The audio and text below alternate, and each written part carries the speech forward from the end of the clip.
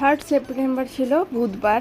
আর সেদিনকে মানে অনেকটা বেটার ছিলাম সকালের দিকে, তাও চোখটা ঢুলু ঢুলু করছিল। আর বাড়ির কাজ তো করতেই হবে, সেটাকে তো আমি তো স্কিপ করতে পারবো না।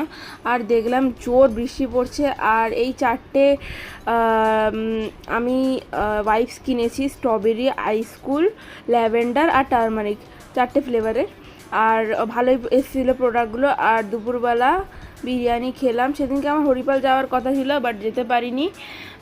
দুপুরবেলা বাবার একটু কাজ ছিল, তো বাবা গেছিলো কলকাতা, তো সেই কারণে রান্না হয়নি, তো বিরিয়ানি খাওয়া হয়েছিল। তারপরে আমি একটুখানি মাথাটা ম্যাসাজ করলাম আর ঘুমোলাম দুপুরবেলা।